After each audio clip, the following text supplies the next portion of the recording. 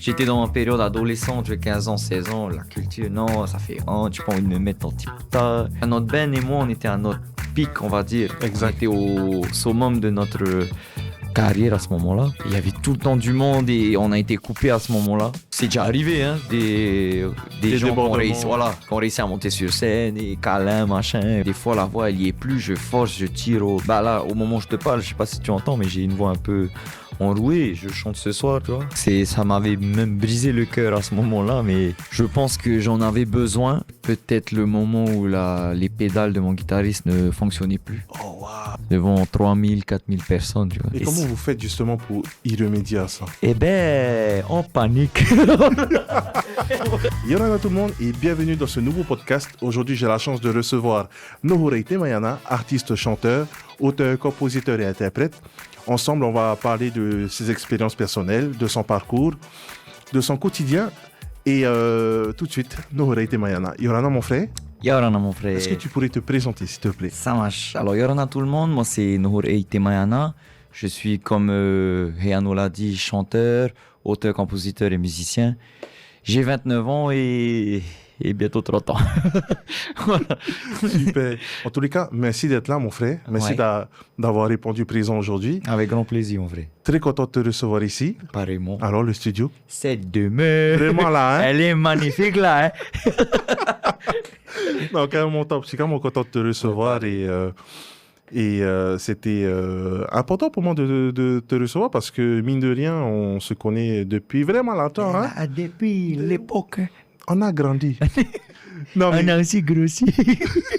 on est gracieux. On est gracieux, exactement. Donc, ouais, c'était important pour moi de te recevoir parce que, mis à part l'artiste que tu es, on se connaît depuis pas mal de temps et ensemble, on réalise tes clips. Oui, voilà. Carrément. Disons-le. Hein? Faut le dire. Il faut le dire. Et donc, voilà. Et aujourd'hui, j'avais envie de prendre le temps avec toi de parler de ton parcours, de parler de ce que tu fais dans ton quotidien. J'ai vu en plus que tu t'es mis au sport, au padel. Les padels là, c'est addictif. Oui, je sais. On va en parler. Hein? On va en parler là. Donc voilà, on va parler de la culture qui, je sais, fait partie de ton quotidien, de toi. Ouais.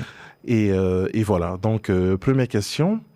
Est-ce que tu peux te présenter, nous dire un peu qui tu es, sans forcément parler de l'artiste que tu aimais, juste de Nohorey? Ok. Alors, si je pourrais me présenter, alors comment je me décrirais? Je dirais plus un adulte maintenant, mais qui est toujours un enfant dans sa tête.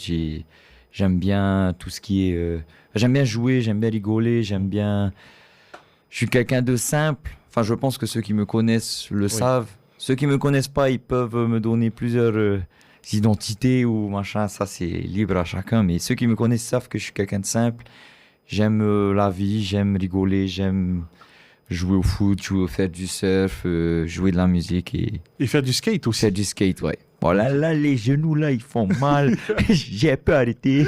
Mais oui, non, sinon, j'aime tout ça et je pense que je l'aimerais pour toujours. C'est juste que je pratique un peu moins maintenant. Ok. Et qu'est-ce que je voulais dire? T'as grandi... tu es né ici à Tahiti ou tu es né à Areatea? Je suis né à Tahiti. Okay. Ma mère, elle est née à Areatea. Okay. Son papa aussi, il me semble. Et mon papa est né aussi à Huahine. Est né à Tahiti, mais son père, lui, est de Huahine. Du coup, voilà, j'ai deux grands-parents. Voilà. Bah, super, parce qu'on va en revenir un peu sur tes parents, tes grands-parents. Oui. Parce qu'on en parlait juste avant l'interview que tu avais eu deux grands-pères qui étaient super connus dans la culture, mais aussi dans la musique. Oui.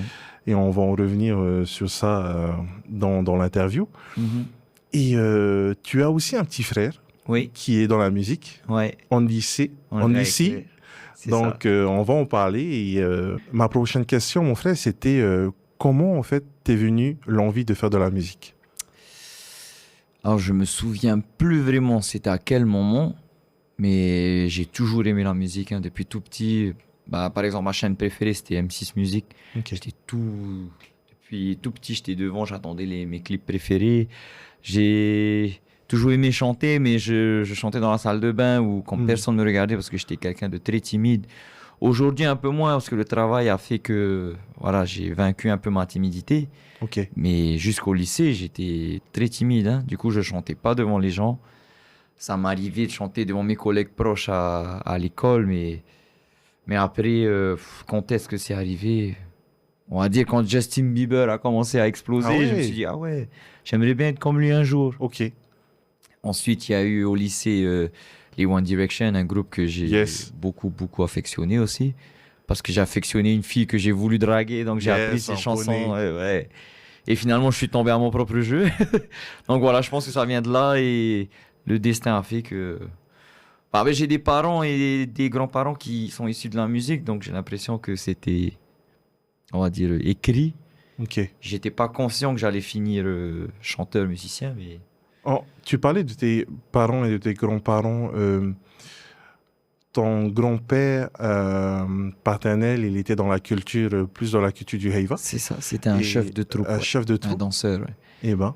Ouais, vas-y, pardon. Et ton grand-père côté maternel, Ouais. lui était dans un groupe très connu que l'on connaît jusqu'à maintenant et qu'on chante encore Ouais. dans des bringues et tout. Est-ce que tu peux nous parler un peu plus de ton grand-père maternel? Alors, mon grand-père maternel, lui, c'était le bassiste et manager du groupe Théa Wapiti. Exact. Voilà, il a composé notamment la plus connue, enfin sa compo la plus connue, c'est Pas Ho Ho. Ok. Voilà, qui est repris et re-repris dans toutes les bringues à Tahiti ou en Polynésie ou même des fois à Hawaï ou en France, on entend souvent cette chanson aussi. Donc, ouais, et ça je l'ai su tard, hein, que c'était lui Ah le oui. compositeur. C'est le moment où il est décédé, je me suis renseigné un peu plus sur ce qu'il faisait et c'est là que j'ai appris tout ce qu'il avait composé et quelle personne c'était vraiment dans la musique. Et du coup, ça t'a fait quoi justement d'apprendre que ben, t'as un grand-père qui faisait partie d'un groupe carrément célèbre Ah, et mais encore une fois, on ouais, chante un peu toute leur musique, mais pas Roro, c'est quand même la composition ouais, incontournable qu'on chante dans c'est les bringues. exactement. Et ça te fait quoi justement? Tu dois être fier quand même. Là, oui, je suis très fier. Je le montre pas forcément souvent, mais je suis très fier d'être son petit-fils, comme je suis fier d'être le petit-fils de mon grand-père paternel aussi, hein, parce Exact. que les deux, ils sont très connus et pour revenir sur mon grand-père maternel, le jour de son décès, j'ai vu le monde qu'il y avait à la maison parce qu'il a été enterré dans notre jardin à Reatea. Ok. Et j'ai vu le monde qu'il y avait, c'est là que j'ai vu, wow, il est vraiment, il était vraiment aimé et connu. Et j'ai eu un petit déclic, et j'ai voulu lui rendre hommage et essayer d'aller aussi loin que lui dans la musique. Parce que j'avais 18 ans à cette époque, donc c'était vraiment l'âge. Il fallait que je choisisse mon destin.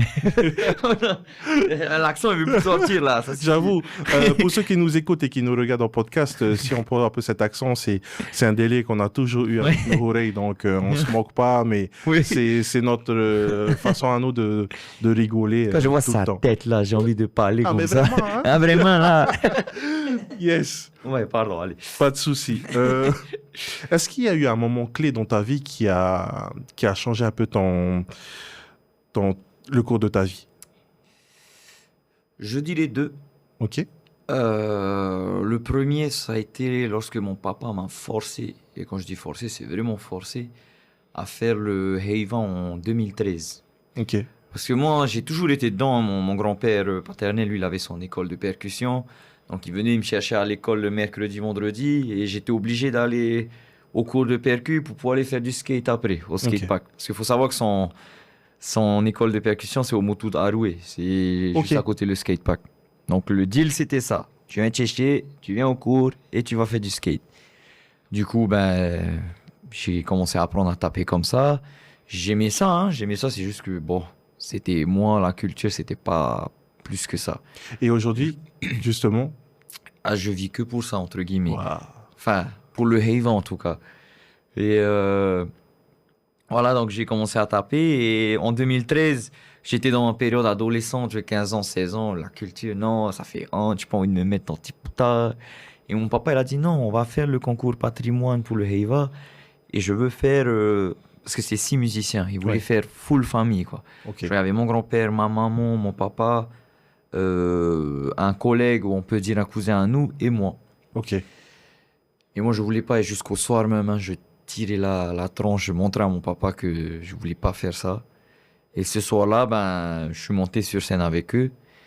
Et c'est inexplicable. Seuls ceux qui ont fait le Heiva peuvent comprendre ça. Une fois que tu montes sur scène à Otta, tu reçois un truc, t'es piqué. Et depuis ce jour, j'ai plus jamais raté un seul Heiva de toute ma vie. Wow. 2013, hein, là on est en 2026.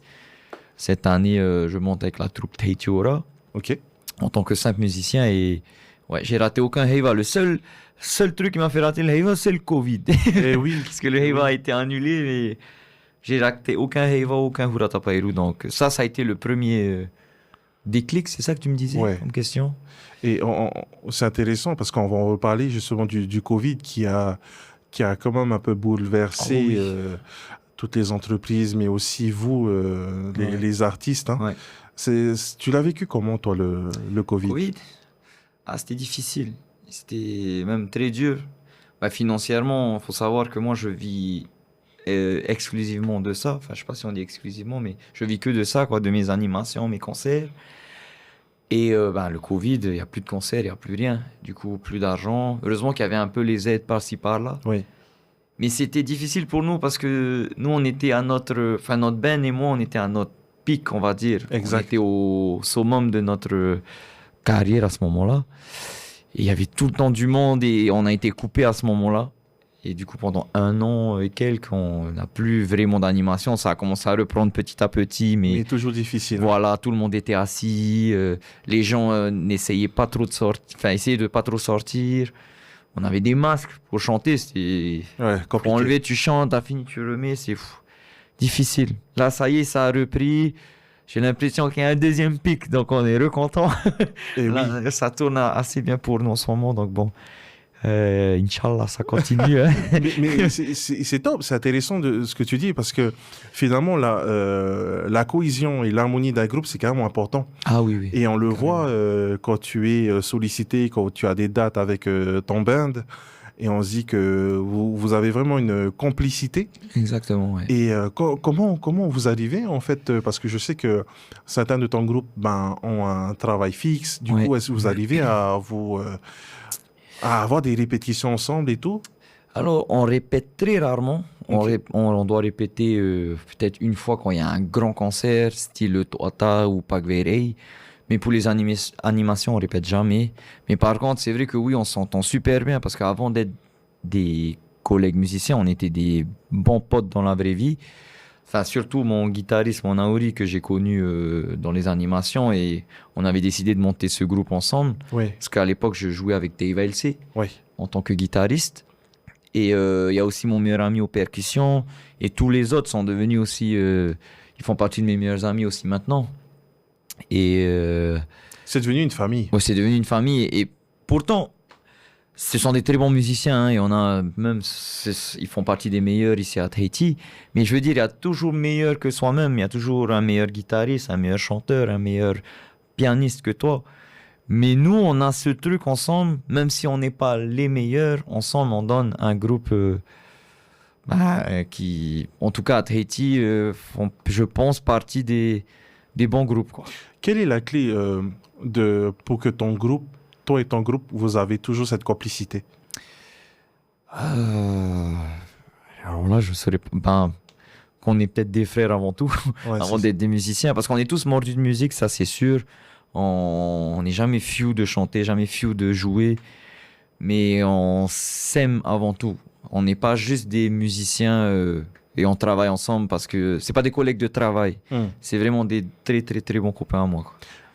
C'est intéressant ce que tu dis parce que tu sais, on a reçu il y a quelques semaines de ça Chris de Tanometei et Ok. qui parlait justement de ça qu'il avait sa famille à la maison, Ouais. mais qu'il avait aussi sa famille avec qui il passe énormément de temps Ok. avec son équipe avec qui Oui. il travaille. Donc c'est un peu ce qui Ouais, t'arrive aussi. exactement. Exactement, Ok. ouais. Et quand on se retrouve, c'est rare qu'on se retrouve en dehors du travail, de la musique, mais quand on passe un moment en dehors de ça, on est carrément tous heureux, on rigole. C'est là que tu vois que on n'est pas amis que par la musique, on est vraiment soudés, quoi. Voilà. C'est top. Tu parles de soudé et c'est exactement nous ce qu'on voit quand on vient à vos animations parce que vous pouvez jouer une musique. Et il faudrait que tu m'expliques un peu ce jeu de regard que vous avez, cette synchronicité, je sais pas comment on dit, hein, mais le fait d'être synchronisé comme ça avec ton groupe et que je sais pas, il y a un clin d'œil qui fait que, ok, ah, c'est cette musique-là, tu vois, c'est ça. Donc, il faudrait que tu me parles un peu, ça vient d'où, ça? Bon, déjà, l'habitude, hein, Ouais. parce que ça va faire maintenant 7 ans qu'on joue ensemble. Ok. Enfin, ça fait 7 ans. Et aussi parce que ce sont de base de très bons musiciens. Ils savent improviser, ils savent... Enfin, on a tous à peu près ça, hein, nous les 6 du band. Et je pense que les autres bands aussi, ils ont ça. Mais nous, on a nos petites habitudes. Genre, ils savent, par exemple, quand je veux arrêter, je vais juste faire ça de la tête, quoi. Ok. Ils savent qu'il faut s'arrêter. On a nos... C'est dingue parce que Ouais. nous, on vous voit, mais nous, on a l'impression que c'est fait exprès, tu vois. Ouais, On est là, il a fait ça. Ouah. Mais en fait, ça veut dire que ça va C'est passer à clair. une autre musique. Et... Mais carrément. C'est carrément top. Est-ce que tu as déjà eu, justement, quand tu dois aller animer avec ton band ou je sais pas si tu animes tout seul, mais en tous les cas, quand tu animes avec ton band, tu as déjà eu des moments assez compliqués ou des retards ou, Oh oui. Oui, Est-ce que tu peux me parler de, Ah oui, de ces souvent. petits moments qui vous est arrivé? Alors je dirais, il y en a tellement, mais les retards, il y en a tout le temps, moi y Ok. compris. Je suis souvent en retard. Maintenant, quand c'est dans les bars, je me dis ça va quand même. Par exemple, si on commence à 19h, ça se peut qu'on va commencer à 19h20, mais on va quand même faire les 3 heures. On va pas finir à 22h alors qu'on a commencé plus tard. Enfin, Ouais. et ouais, après les petits moments compliqués. Ouais, Ouais. quel a été un moment assez, comment on peut dire, Gênant. gênant? Alors, si on parle de gênance, je vais dire peut-être le moment où les pédales de mon guitariste ne fonctionnaient plus. Oh, waouh. On ne sait pas pourquoi, et ça, c'était au Parc Veyrey, Ok. devant 3000, 4000 personnes, tu vois. Et Et comment si- vous faites justement pour y remédier à ça? Eh ben, on panique. Ok. En tout cas, on essaye de pas montrer, hein, parce que Ouais. bon, ça fait longtemps maintenant qu'on fait ça, donc on sait qu'il faut essayer de pas trop montrer facialement parlant, mais là-dedans, Ouais, c'est le bordel. Ouais. Non, c'était hot parce que c'est au moment où tu t'installes, tu sais, le premier groupe, je crois que c'était Reggae Sound avant nous, Ok. qui sortait. Et nous, on était le dernier band local Ok. à passer, avant que le band international entre. On monte et t'as tout le monde qui est là, ouais, l'oreille. 5 minutes, 10 minutes, 15 minutes, toujours rien, pas de musique. Et j'exagère pas quand je dis 15 minutes. Hein. Et ils étaient là, tous en train de chercher c'est quoi le problème, pourquoi la guitare elle fonctionne pas. Et ça aurait été vraiment, mais alors vraiment compliqué sans la guitare électrique parce qu'on a beaucoup de morceaux où la guitare électrique a son importance. Et ouais, donc on y restait au moins 20 minutes devant le public avec pas de musique et rien. Ils sont tous là en train de te regarder, en train de crier musique. Donc là c'était compliqué, surtout qu'ils sont assez éméchés, hein, Ouais. ils ont bu assez, donc ils sont très virulents. Tu sais, là, on parlait des problèmes techniques que vous avez pu avoir, mais toi, est-ce Ouais. que tu as déjà eu des extinctions de voix comme ça? Ah oui, souvent. Et Bah, comment déjà- tu gères ça, justement? Ouais, ouais, au mental, hein. Des fois la voix elle y est plus, je force, je tire bah là au moment où je te parle, je sais pas si tu entends mais j'ai une voix un peu enrouée, je chante ce soir, tu vois. Ok. J'y vais, il y a des notes que je pourrais plus faire. Tu as des méthodes, genre le miel, des trucs comme ça. Tu as quelque chose qui fait que tu entretiens ta voix à chaque fois que tu as une animation, une date. Bah pour ça, je suis pas vraiment un exemple parce que j'entretiens pas plus ma voix que ça. Je me dis qu'il faut juste que je muscle un peu plus mes cordes vocales. Après, je sais qu'il y a des des notes qu'il faut que je fasse pas ou comment dire, des techniques vocales qu'il faut que j'évite. Ok. Quand j'ai une animation le lendemain, par exemple. Mais non, j'ai pas vraiment de méthode. De toute façon, le seul remède, c'est le repos hein, pour Ouais. la voix. On aura beau te dire miel citron, pastilles, tout ça, c'est juste pour adoucir la douleur. Mais ça te ramène pas ta voix. Wow. La seule chose qui va te ramener la voix, c'est le repos. C'est tout. Tu as vu une différence au niveau de ta voix quand tu as débuté et là maintenant? Ah oui, il y Ah a une ouais. grosse différence. Moi, c'est pour ça que je disais que j'étais pas prédestiné à être chanteur. Parce que oui, je chantais, mais comme tout le monde, j'avais pas une superbe voix. J'avais un petit truc, mais sans plus. Et ensuite, j'ai commencé avec Teiva LC. J'étais juste guitariste, hein, je chantais pas avec lui. Hein. J'avais mon petit band de copains avec mon meilleur ami Hiriatama et Biggie. Ouais, On Biggie. faisait des petites vidéos Taritos au lycée. On se filmait dans une salle.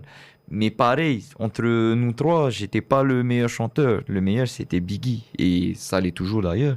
C'est juste que moi, j'ai eu la chance, bah, la bonne étoile. J'ai été LC qui m'a appelé au moment où j'avais quitté le BTS parce que ben, je me suis rendu compte que c'était pas pour moi l'école.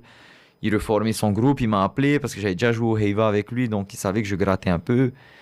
J'étais honoré parce que faut savoir qu'à l'anniversaire de mariage de mon grand-père maternel, Ok. il avait fait venir Teiva LC au Excellent. Areatea et c'est la première fois qu'il chantait Areatea. Et moi, c'est la première fois que je le voyais en live. Et ce soir-là, je suis devenu fan de lui. J'étais petit, hein, je sais plus, je devais avoir 10 ans, Wow. 9 ans, un truc comme ça. Et je disais, waouh, il a une super voix, ce chanteur. J'ai commencé à aimer ses chansons. Et un jour, je reçois un appel. J'avais 18 ans. Il faut que tu intègres le band. Ben, j'étais trop. Comme dans un rêve. C'est dingue, hein? Ouais. Et j'ai commencé à chanter avec lui au moment où tu sais, il prenait des petites pauses pipi et tout. Là. Ok. Parce que des fois, ça pouvait prendre 5 minutes. Et tu voyais les gens, ils te regardent, ils attendent la musique. Donc, j'ai commencé à chanter une chanson. Et à une répétition, il m'a dit une fois, hey, t'as une petite voix, hein, il faudrait que tu chantes un peu plus, que tu chantes en live et tout. Donc, j'ai commencé à chanter une, deux, trois. Et puis, on a, jusqu'au jour où on faisait carrément moitié-moitié, quoi. Genre 1h30 chacun sur les 3 heures. Et pendant 3 ans, j'ai chanté avec Teiva. Donc, ma voix s'est entraînée durant ces 3 ans. Puis, quand j'ai monté mon band, pareil, parce qu'il faut savoir que j'anime toutes les semaines, Ouais. à peu près 2 fois par semaine. Donc, ben, la voix, enfin, les cordes vocales, c'est un Ça muscle. prend un Hein. coup. Ça prend un coup et ça se muscle aussi. Du coup, je pense que ma voix elle s'est développée durant ces années. Mais je chantais pas comme ça. Ouais. C'est pas, par exemple, je vais prendre l'exemple de mon ami Teiho, Oui. ton ami aussi. Lui, on avait le même âge au lycée. Oui. Lui, il a toujours bien chanté, tu vois. Ok. Alors que moi, j'avais pas encore développé ma voix à cette époque. Je pense que c'est peut-être dû à ma timidité, parce que j'avais honte de chanter fort, honte de chanter devant les gens. Du coup, j'ai chanté comme ça.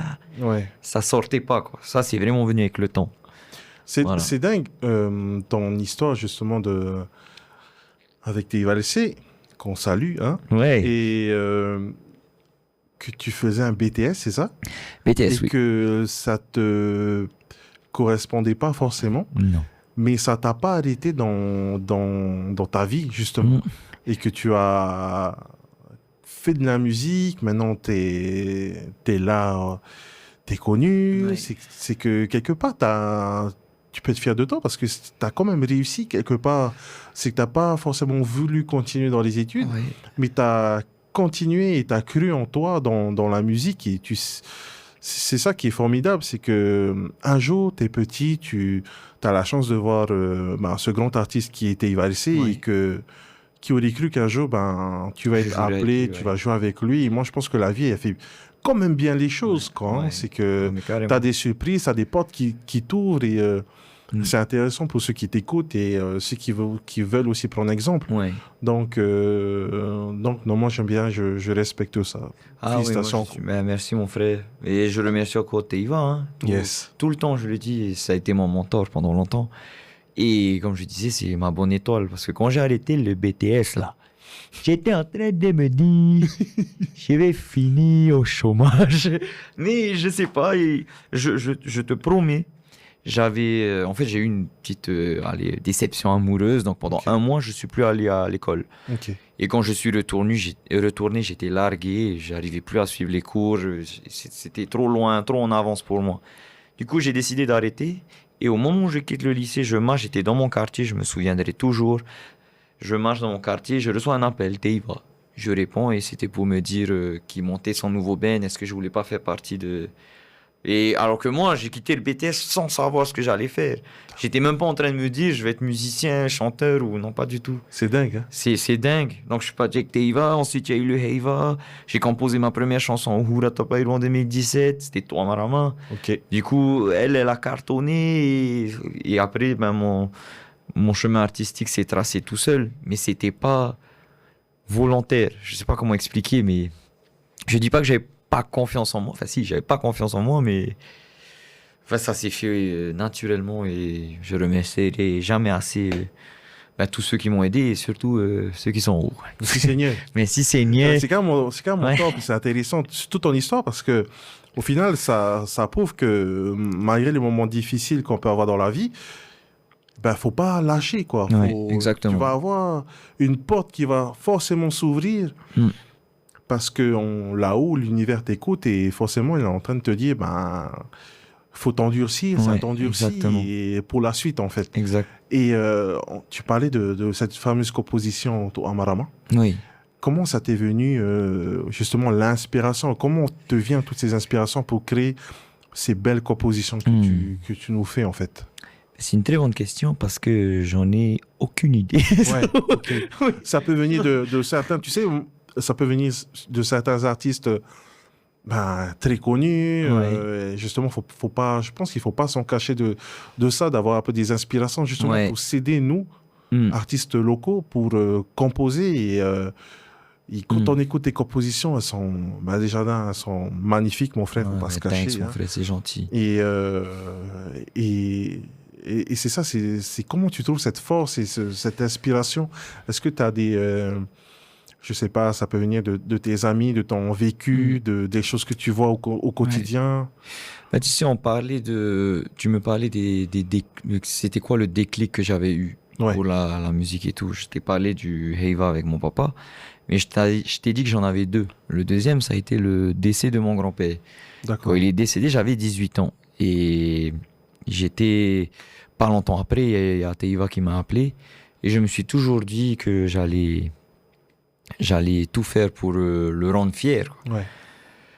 Et vient le jour en 2017 où mon chef orchestre, qui était Terema Poiré à cette époque, avec le groupe Tamarik Pouirani, au Hura Tapairu, il cherchait un compositeur pour le appariement final. Ok. Ça devait être lui.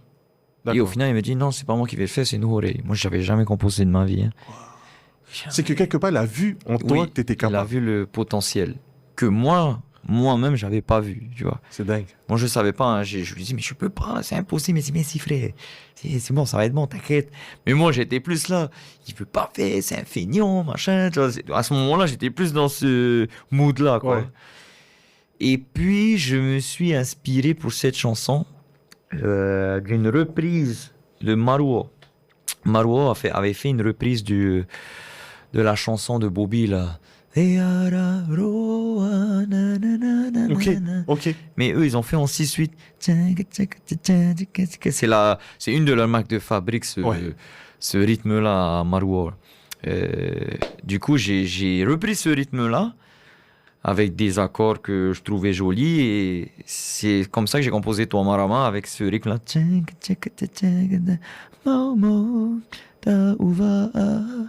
Ça s'est fait tout seul et en plus, elle a failli ne pas être acceptée, hein, parce que je vais pas citer le nom de c'était pas la chorégraphe, c'était la répétitrice à ce moment-là. Elle disait non, c'est trop slow, c'est trop moumou pour un final. Et c'était Macao Foster qui a dit non, c'est très bien, on garde. Parce qu'il faut savoir que Macao, c'est quand même, ça reste la boss de Tamarik Pouirani, hein. Coucou Tati Macao. Et c'est elle qui avait appuyé sur le fait que non, il faut qu'on garde. Et du coup, on l'a gardé et heureusement, parce que peut-être que je serais pas là aujourd'hui. Parce que c'est cette compo qui m'a fait décoller aux yeux des gens, on va dire. Ouais. Après, mon travail a fait que j'ai duré par la suite. Mais ce qui m'a fait vraiment connaître, c'était Toi Marama. C'était ma première composition. Voilà. Donc voilà, comment je m'inspire dans ma voiture. Souvent, je suis dans ma voiture parce que c'est là où je me sens le plus isolé, le plus seul. Ouais. Parce que quand je suis dans mon appart ou à la maison ou peu importe, il y a toujours des voisins, des gens autour. Et t'oses pas forcément parfois. Non, j'aime pas parce que moi je suis quelqu'un qui a horreur de déranger les gens. Même sur la route, par exemple, j'aime pas me mettre en double fil parce que je vais gêner, je vais déranger. Et du coup, je me dis que si je chante tout le long et tout, je vais déranger les gens. Donc il faut que je m'isole. Et à l'époque, j'habitais chez mes parents. J'avais une chambre, il n'y avait pas de porte. Du coup, tout le monde entend. Donc j'allais dans la voiture. Je transpirais, pas de clim, machin, mais je chantais dans la voiture. T'étais bien. J'étais bien. Et jusqu'à aujourd'hui, j'ai toujours pas changé. Je vais dans ma voiture et Tu je composes. compose, ouais. J'ai essayé, hein, dans la nature, devant les vagues ou dans la montagne. Ben, bizarrement, ça marche pas forcément pour moi. Ok. Alors que pour d'autres, c'est la meilleure des solutions. Mais moi, je sais pas, c'est différent. Chacun a son type, on va dire, et le mien, c'est ça. Quand je suis Ok. dans ma voiture, je me sens bien et, et voilà. Mais et c'est là que je compose le mieux. Et surtout quand je suis sous pression. Sous pression. Genre au Heiva ou au Hurata Fairu, j'ai toujours ma chef de groupe pour Awataya que je salue aussi. Yes. Et souvent, elle me dit je t'ai dit de me rendre à Paris Mapou hier. Là, on est demain, machin, dépêche-toi, on n'a plus le temps. Faut qu'on avance. Blablabla. Et c'est là que ça vient. Alors que les paroles, je les ai déjà reçues il y a un mois. Et pendant un mois, je regarde. Ouais, non, ça vient pas, c'est pas grave demain. Je Finalement, quelque réessaye. part, il faut que tu sois sous pression pour nous Mais pondre carrément, une dinguerie, quoi. carrément. Enfin, dinguerie, je sais pas, mais j'espère en tout cas. Ouais. Et ouais, c'est comme ça, genre, là, par exemple, au dernier Heiva, l'année dernière, en 2025, avec Manu Hiva, enfin, j'ai eu la chance de pouvoir remporter le chanson de l'année, chanson du Heiva. Ok. Et cette chanson-là, sur Parimala, Pouerava me l'a fait refaire 4 fois. Ah ouais. Je l'ai composée une fois, pour la première fois, je l'ai composée dans les temps. Genre, on venait à peine de commencer le Heiva, ça faisait 2 répètes quand. Mais c'était pas encore. Encore ça. Elle m'a dit, il manque quelque chose. Ah ok. J'ai dit, ok. Je revois une deuxième fois. Je refais, je suis tout content parce que je suis dans les temps. On n'est pas loin. Voilà, non, pire. Cherche encore. Troisième fois, je lui envoie. Elle me dit, c'est joli, mais je sais pas, c'est les, comment elle disait? Pas les paroles ne me parlent pas, mais en gros, la chanson ne me parle pas. Et Ok. quand je lis les paroles, là, ça colle pas avec ce que tu m'as fait. Du coup, j'ai refait une quatrième fois. Elle a plus aimé, mais elle trouvait quand même qu'il manquait quelque chose. Je lui ai juste dit, avec les voix et tout, les musiciens, tu vas voir, ça va bien donner, t'inquiète pas. Alors que dans ma tête, Tu savais pas je trop. savais pas du tout où j'allais. Et ben, surprise, c'est cette compo qui a remporté C'est dingue. la composition de l'année. Moi, je pensais que ça allait être... Enfin, quand on a dit notre nom, je pensais que c'était Watahateo, honnêtement. Hein, parce que c'est celle qui avait plus fait parler d'elle sur les réseaux.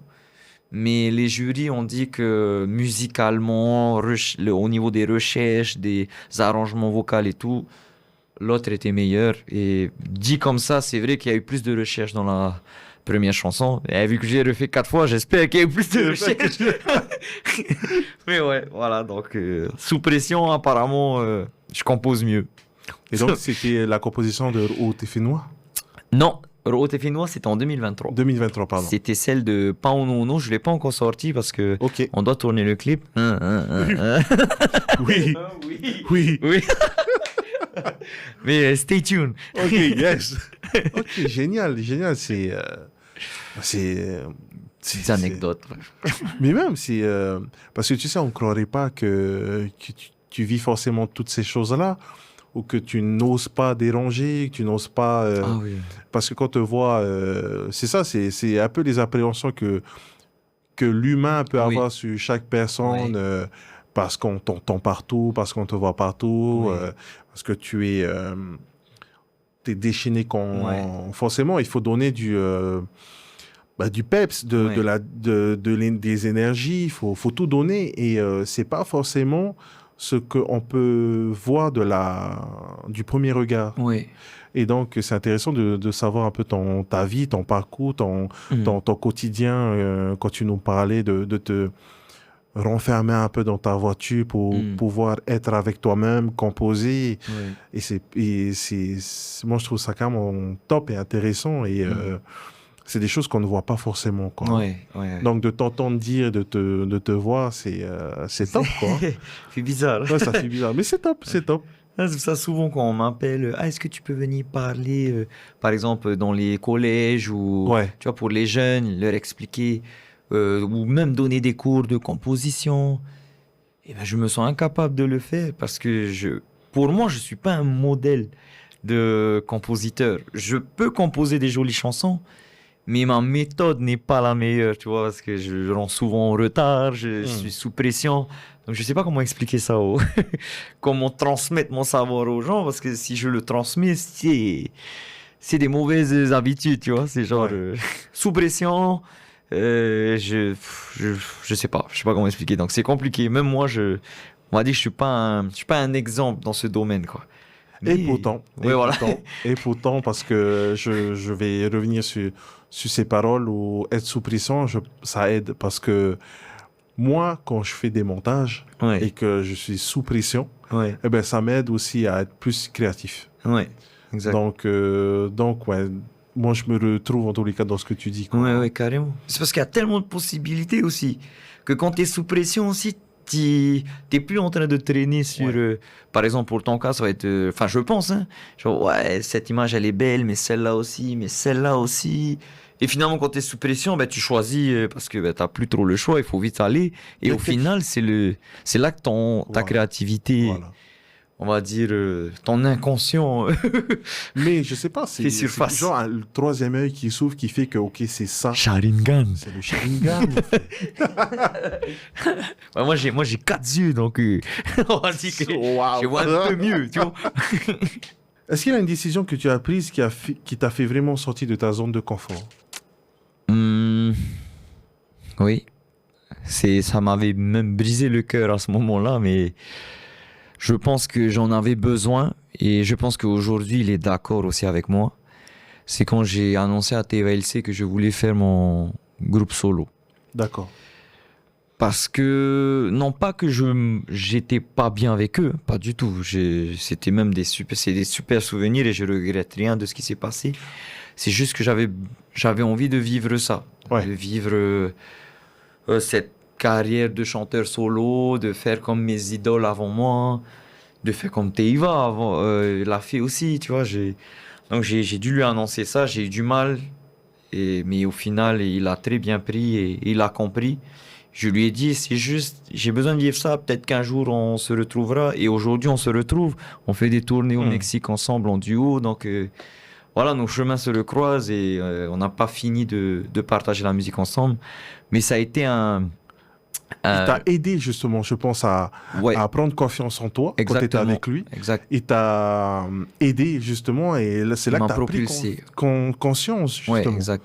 Et au moment, 3 ans avec lui, quand j'ai quitté le groupe, ça m'a fait sortir de ma zone de confort parce que il y avait plus Teiva. Teiva, c'était mon mentor, ça restait le lead. Ouais. Genre, j'avais toujours cette tête au-dessus de moi. Okay. Alors, quand j'ai créé mon groupe, directement, c'est moi la tête. Et du coup, c'est moi sur le devant de la scène. Donc, les premiers concerts, même si c'était top, il y avait de l'ambiance et tout, c'était quand même... Là, je sortais carrément de mon petit cocon, quoi. Là, c'était... Mais aujourd'hui, je regrette. Cette décision a fait que tu en es là aujourd'hui. Oui, exactement. Ça m'a brisé le cœur sur le coup, mais maintenant, je suis content. C'est dingue, hein? J'ai l'impression qu'il faut que tout te brise le cœur pour que tu... Mais oui, quand j'ai fait tomber les Milo, là, j'ai mal au cœur. C'est clair, c'est clair. On va parler un peu de tes expériences personnelles. Ouais. Et je voulais savoir quelle a été la plus grande difficulté que tu as dû surmonter jusqu'ici. Plus grande difficulté. Si tu en as, Voilà, de tête. Je vais parler de ma plus grande difficulté professionnellement parlant, on va dire. Ok. Et ensuite, émotionnellement. Non, c'est les deux, c'est pareil, mais on va dire quand j'ai commencé à composer avec Tomarama, et juste après, j'avais fait une petite reprise avec mes copains musiciens, mon bassiste et mon guitariste, on a fait la reprise de la chanson Ahiri de Manahune. D'accord. À l'époque, elle n'était pas très connue. Ça faisait 2 ans qu'elle était sortie sur YouTube. Et nous, on s'est dit, on va faire une petite reprise. Hein. On a fait un petit délire, on s'était déguisé. Moi, je m'étais déguisé en Bruno Mars avec sa casquette. Il a mis des chapeaux Rasta. L'autre, son shaker, c'était un shaker, c'était du riz dedans. Enfin, c'est vraiment une vidéo délire. On a enregistré dans la chambre du collègue. Et on s'y attendait pas du tout, mais ça a buzzé. Notre vidéo de la reprise de Ahiri a cartonné. Et la chanson a commencé à être vraiment connue, repartagée. Ça passait même en radio, alors que j'ai jamais déposé cette vidéo en radio, mais ça a été repris dans les radios. Ouais.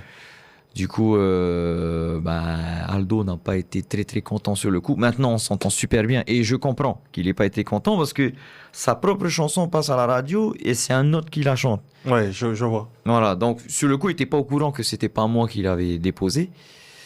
Et j'ai eu beaucoup de critiques. Enfin, j'ai eu une critique sur les réseaux, sur Facebook. Je citerai pas le nom parce qu'on est bien amis aujourd'hui. Il avait critiqué ma prononciation.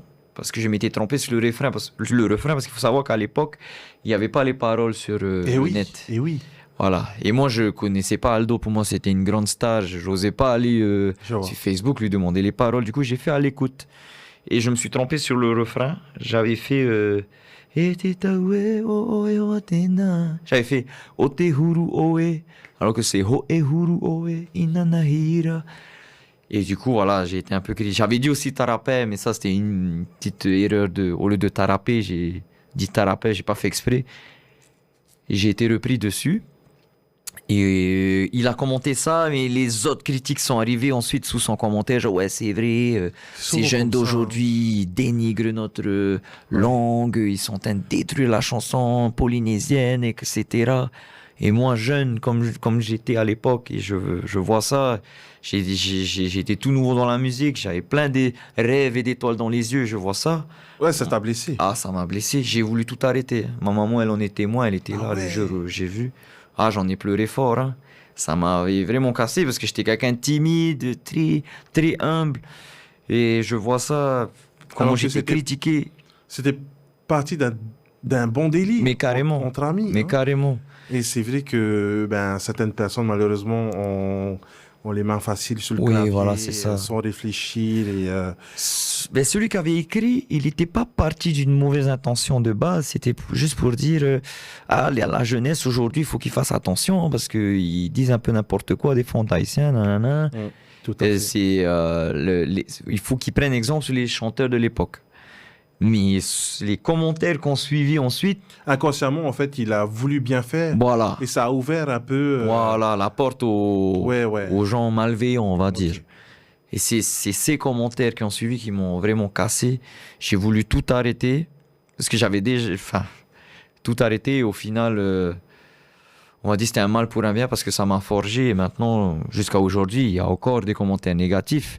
Donc, peu importe ce que tu fais, peu importe qui tu es, il y aura toujours des gens qui critiqueront ce que tu fais, pardon. Mais maintenant, je prête moins attention à ça, grâce justement à cette épreuve. Mais c'est une période qui aurait pu tout changer aussi sur ma carrière. Ma carrière n'aurait pu jamais exister avec ces commentaires, quoi. Je trouve ça humble et fort de ta part, justement, de parler de ce sujet. Ouais. Parce que il y a forcément d'autres personnes ou des Ah, c'est artistes ou quoi qui n'oseraient pas justement en parler Ouais. et se dire bon ça va passer aux oubliettes. Hmm. Mais d'en parler, je trouve ça fort et c'est top. Ouais. J'aime bien. Super. Ah, moi, j'oublierai jamais ça. Mais comme je le disais, je citerai pas la personne parce qu'aujourd'hui, on est amis. Ouais. On a travaillé ensemble après au Hurata Paeru. Il a été auteur, moi compositeur. Et D'accord. on s'entend super bien. Et Mais parfois, on dirait qu'on a besoin quand même de ces personnes. voilà, de ce petit pic, ouais. Ouais, hein? Pour te réveiller un peu et Exact. forger ton mental surtout. Ouais, c'est top. Ouais. Comment as-tu vécu les moments de doute ou d'échec? Oh, le doute, je le vis au quotidien. Donc, on va dire que c'est devenu quelque chose de normal maintenant dans ma vie. Parce que même aujourd'hui, je doute encore, hein. On ne sait pas quand ça va s'arrêter. Parce que j'ai pas de travail, par exemple. Mon travail, c'est ça. Et pour faire de la musique, il faut rester à un certain niveau, on va dire. Mais au bout d'un moment, tu sais, les artistes, c'est ça. Enfin, les chanteurs, surtout, ils ont leur pic, on va dire. Ouais. Mais au bout d'un moment, ça va descendre. Ok. Maintenant, on ne sait pas quand ça va descendre. Et tous les jours, je me dis, est-ce que là, je suis en train de tomber? Est-ce que je suis toujours, attendu par les gens? Est-ce que les gens apprécient toujours ce que je fais? C'est difficile. En plus, avec le Heiva, c'est pire. Le Heiva, au moment que je compose, est-ce que je vais réussir à faire mieux que l'année dernière? Parce que déjà, l'année dernière, j'ai pas gagné. Donc, est-ce que... C'est des challenges. Voilà, alors que l'année dernière, je croyais que c'était le top, que je peux pas faire mieux, mais au final, l'année prochaine, je fais mieux. Je doute tous les jours. Mais je pense qu'on a besoin de ça, parce que si on doute pas, on se remet jamais en question et on continue dans le mauvais chemin. Quand tu doutes, au moins, tu te poses des questions. Parfois, tu te poses les bonnes questions, parfois les mauvaises, mais au moins, tu es constamment en train de te remettre en question. Si le jour où tu doutes pas, je pense qu'il y a un souci. Ouais, ok. C'est que c'est bien d'être sûr de soi, mais des fois, il faut quand même tempérer et se poser et réfléchir, quoi. Comment tu gères le fait quand tu es dans la période où tu dois te concentrer sur les répétitions pour le Heiva, par exemple, comment tu gères le fait que tu as tes répétitions, tu dois te concentrer sur le Heiva, mais aussi, quelque part, tu dois manger, tu dois faire des dates, tu dois faire des animations. Comment tu arrives à jongler entre ça? Alors, pour tous ceux qui essayent de me booker des lives et tout, ils savent que je gère très mal l'organisation. Bon, désolé. Je suis désolé, on dirait que je vous le dis à tellement de monde, mais j'arrive pas à répondre à tout le monde. Donc, ce niveau-là, j'ai vraiment du mal. Là, normalement, j'ai un manager, ça devrait aller mieux maintenant. Mais c'est compliqué, hein. Moi, je suis je suis très mauvais dans tout ce qui est paperasse, organisation et tout. Mais j'ai l'impression que je me retrouve toujours dans mon bordel. Genre, j'arrive toujours à sortir alors que c'est bordélique de partout. Et le Heiva, par exemple, ça me prend énormément de temps. Et oui. Ça rapporte pas de l'argent. On fait ça parce qu'on aime ça. Mais là, tu vois, par exemple, j'ai pas fait le Hura Tapairu pour la première fois en décembre. Eh ben, ça m'a manqué, mais de fou. Ah ouais. Ah ouais, j'avais l'impression que on m'a enlevé une partie de ma vie, quoi. J'avais vu parce que j'avais filmé le Hura Tapeiru Ouais. et ouais, j'avoue que ça fait bizarre. Ouais, bah, carrément. Genre, bah, je suis content, j'espère que j'ai manqué au Hura Tapairu aussi. Mais ouais, moi, ça m'a beaucoup manqué. Ça m'a aussi fait du bien parce que du coup, enfin, j'avais des soirées à la maison. Ouais. Madame pourra en témoigner, mais avec mes répètes Heiva ou Hura et Juste- mes animations, Ouais. j'ai aucune soirée à la maison. Je rentre, il est 21h, 22h quand c'est les répètes Heiva, et je rentre à minuit, 1h, 2h du matin quand j'ai mes animations. J'anime tous les week-ends et je répète toutes les semaines. Du coup, j'ai quasiment aucune soirée à moi. Enfin, à nous, du coup. Et ben là, le fait d'avoir fait une petite pause quand même, ça vous m'a a fait fait du du bien bien. à vous. Voilà, ça m'a manqué le hurrah, de taper, de chanter, de jouer, de voir les amis. Mais ça m'a fait du bien quand même aussi, de pouvoir être à la maison à 18h, 19h. Ça, c'est des choses qui m'arrivent jamais. Et de pouvoir être aussitôt à la maison, c'est bien. Et puis en plus, il y a eu le padel. Ouais. Du coup, j'ai pas allé jouer au padel à 18h là. On va Donc ça fait revenir du sur, bien aussi. on va revenir sur ça, mais Ok. comment tu... c'est quand même intéressant, mon frère, parce que moi, je me dis, c'est vrai que ta vie d'artiste, ben, elle est pas facile au final, parce que t'as moins de temps pour ta chérie, Ouais. t'as moins de temps pour toi. Enfin, nous, quand on voit, quand on te voit animer avec le band, on se dit, ben, en fait, tu nous fais plaisir à nous. Voilà. Et il fait ce qu'il aime. Donc, Voilà, mais au final, toi, ça doit être compliqué de devoir gérer ton planning. c'est difficile. Parce qu'il y en a plein qui disent, mais c'est top, toi tu travailles pas la journée. Je dis oui, c'est vrai. La journée, je travaille pas. Il y en a mis qui à te part- disent... Ah oui, souvent, ils me disent, ouais, ça va être ton boulot. Je dis oui, contrairement à certains, hein, il y a des boulots, franchement, respect, ils travaillent dur. Mais je leur dis quand même que c'est pas si facile que vous ne le pensez, hein, déjà mentalement. Parce que nous, on vit la nuit. Enfin, moi surtout, parce que T'es décalé, quoi. voilà, je suis décalé, je me réveille en journée. Et il y en a, ils me disent, ouais, mais tu fais la grasse mat. J'ai dit, oui, je me réveille à 9h, peut-être, à 10h des fois. Mais c'est parce que je suis rentré à 2h du matin la veille. Ouais. Du coup, je dors pas tant que ça, en fait. Mais après, en journée, le mercredi, vendredi, j'ai le conservatoire aussi. Je suis prestataire là-bas, je joue, je suis musicien pour les cours de danse. Donc ça aussi... Donc en vrai, j'ai pas beaucoup de temps quand même à la maison. Parce C'est que- difficile psychologiquement. Ouais, voilà. Puis même, contrairement à, tu vois, un boulot, on va dire, normal, dans les bureaux ou peu importe, tu vois, t'as une grippe, t'as plus de voix et tout, c'est pas trop grave, tu peux quand même aller au travail, sauf si vraiment t'as la fièvre. Mais tu peux aller au travail, moi j'ai plus de voix, mais toute la journée, je suis stressé parce que je sais pas comment je vais travailler ce soir, mais je peux pas non plus annuler parce que ça m'est déjà arrivé. En 7 ans, j'ai dû annuler deux concerts. Enfin, un concert et une animation. Animation encore, ça passe. Mais quand c'est concert, c'est compliqué parce que des gens ont payé. Ils ont payé leur ticket, ils ont payé 2 000 francs ou 3 000, je sais pas. Et le jour même, ben, c'est annulé, il y aura pas nos oreilles. Il y en a qui sont venus pour toi, du coup, ils sont vachement déçus. Ils ont payé leur ticket, t'es pas venu. Donc, c'est difficile pour moi d'annuler.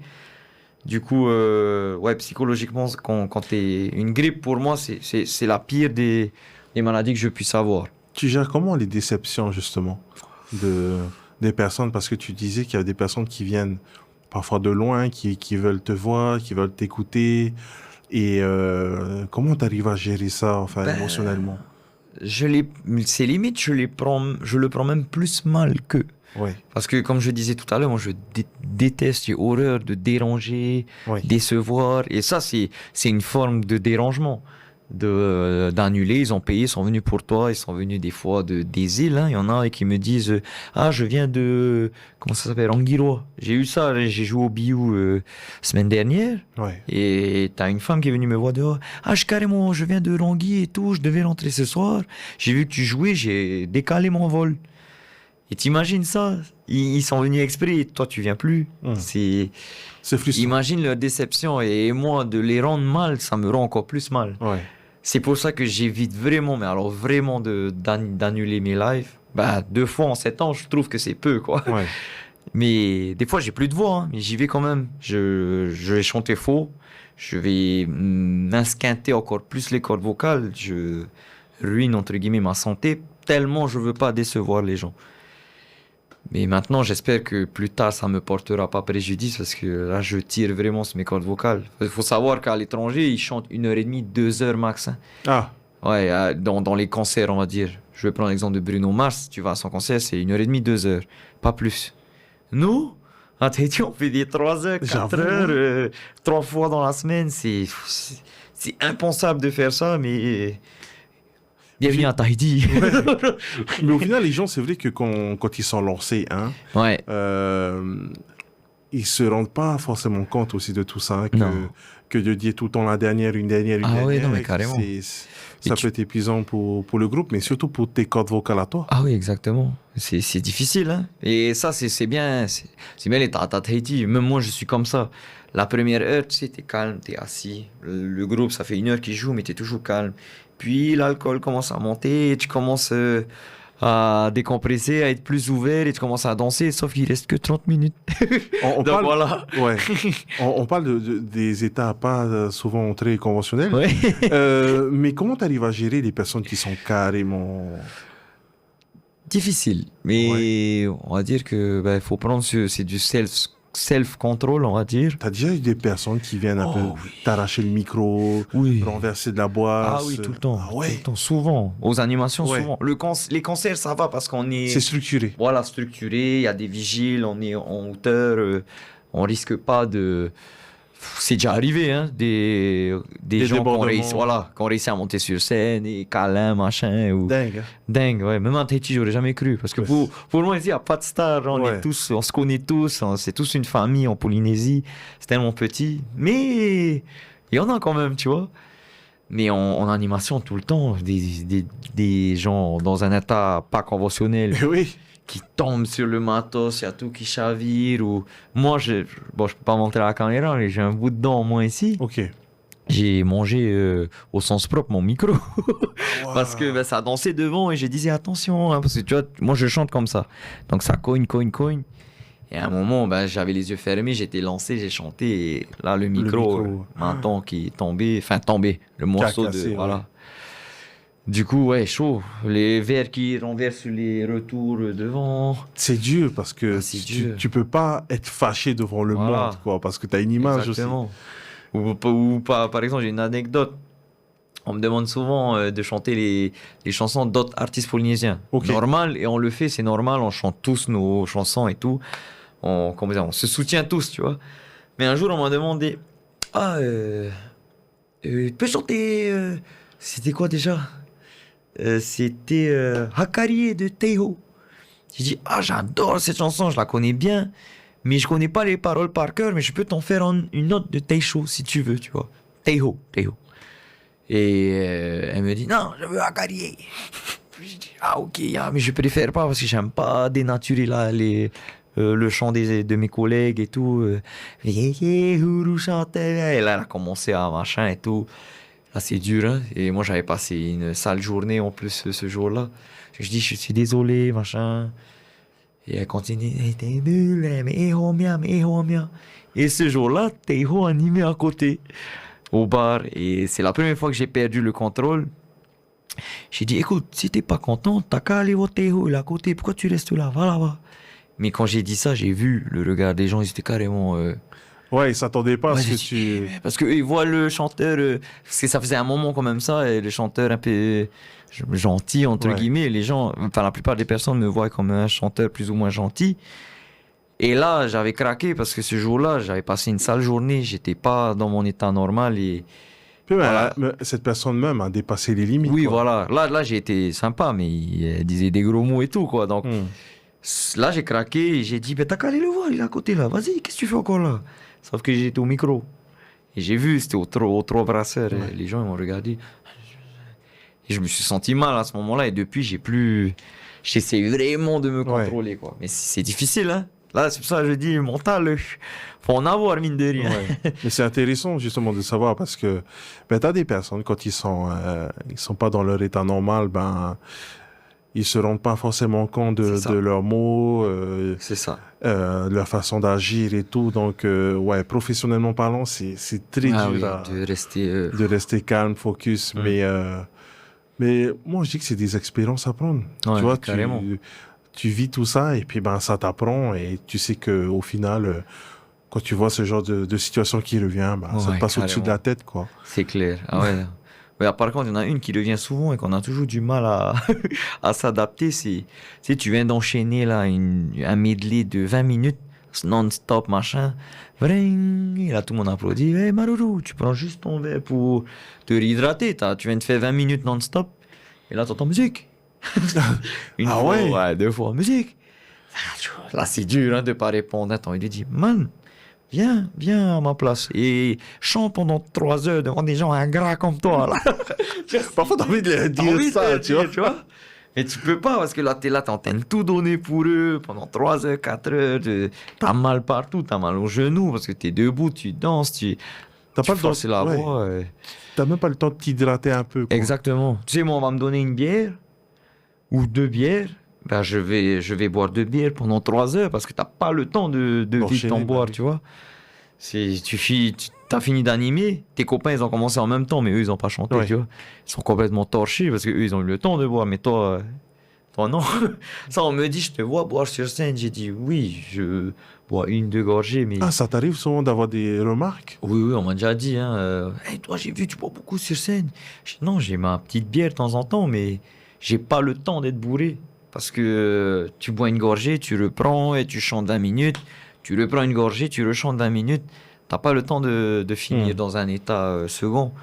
Ça, c'est juste pour t'aider un peu à être plus. Moi, je suis pas un alcoolique. Hein. Je bois de l'alcool, mais sans plus, tu vois. C'est juste pour me sentir bien sur Bah, scène. c'est clair. Ouais. Ok, les amis, si vous le voyez, il boit, Mais laissez-le ça boire, va. s'il vous plaît, que ce soit bière ou eau. Hein? Laissez-le un peu profiter, respirer. Hein? C'est nul la vie. Hein. Aidez-le, s'il vous plaît. Arrêtez de dire DJ musique. Allez, les musiques. Non, mais Non, c'est... On en rigole, mais ouais, c'est ce Ouais, genre de c'est difficile. situation, et là, ça existe. Mm. Et, Donc, il faut pas répondre. Ben, Donc, ça. voilà, c'est le plus dur. est-ce qu'il a une expérience qui t'a appris plus que toutes les autres? Bonne question. Je vais réfléchir vite fait. Parce que j'ai tellement eu d'expériences. Celle qui t'a... Ouais. Bah, pour moi, c'était le Heiva.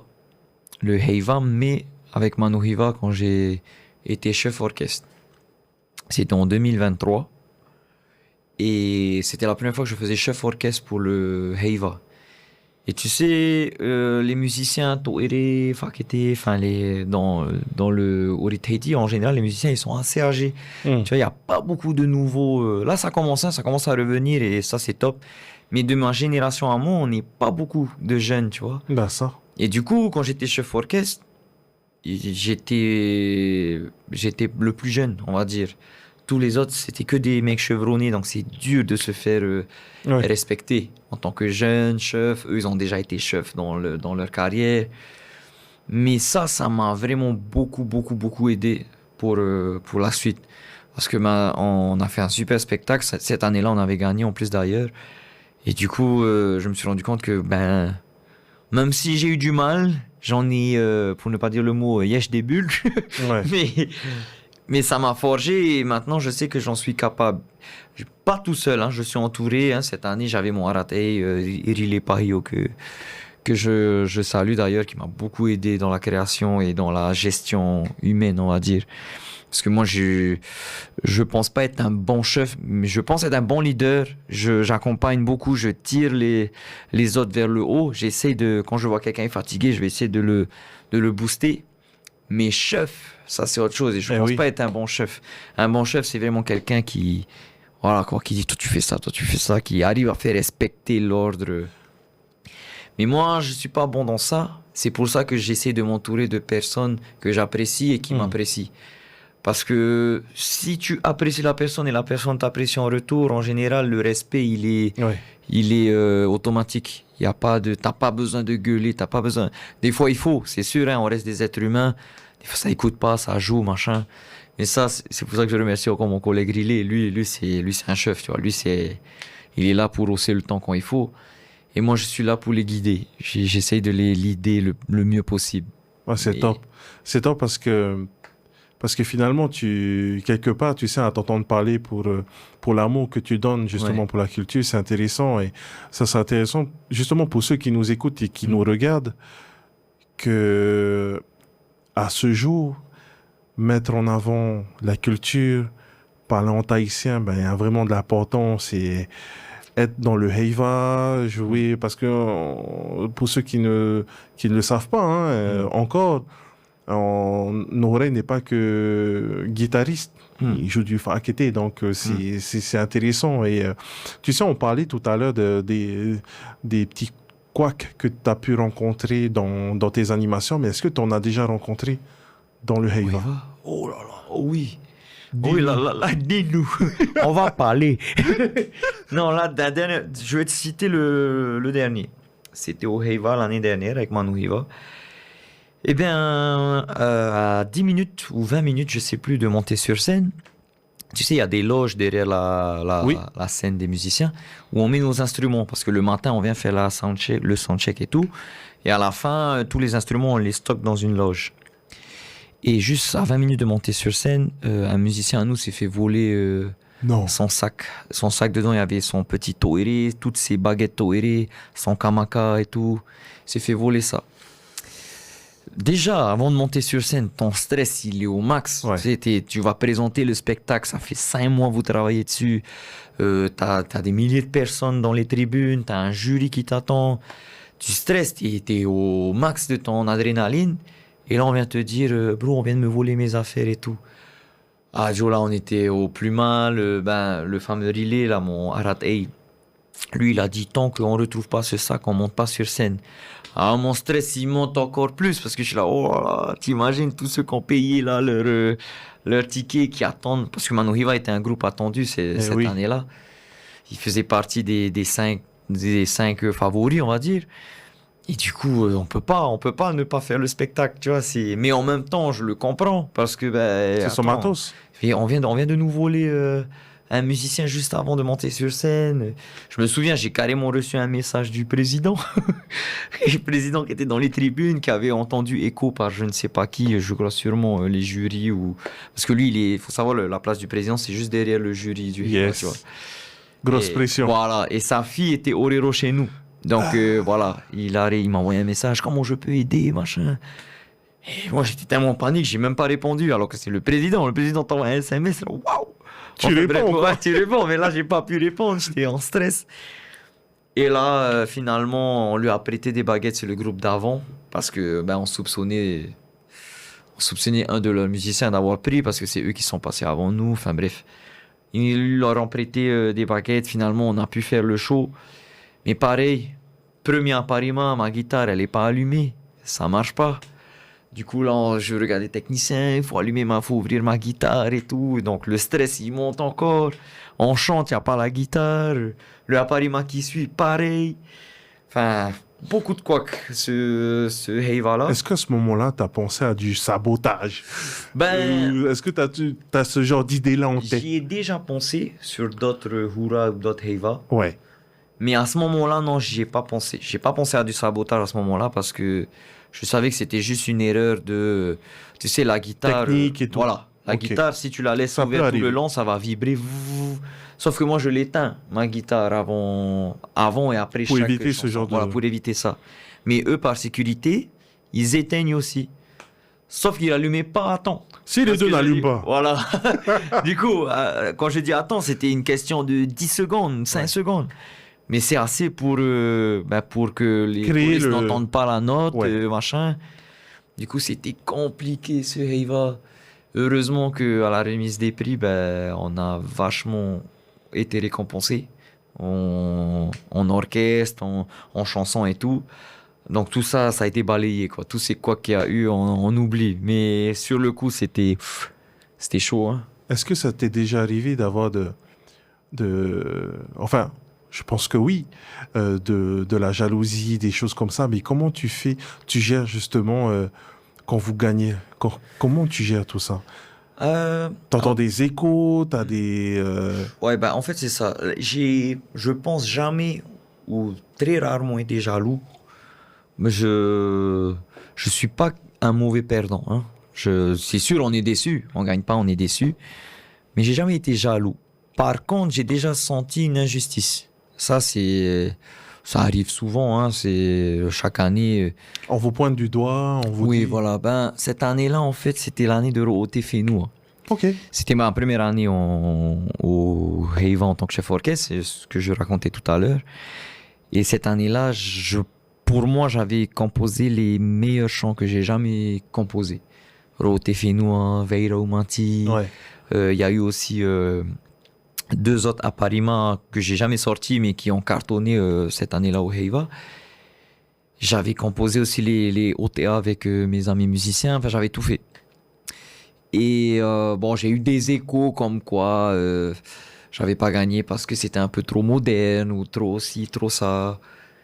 Et cette année-là, je trouvais que celui qui a gagné méritait moins que moi. J'étais pas jaloux, c'est pas le mot, mais j'ai senti une forme d'injustice et c'est à ce moment-là que j'ai douté.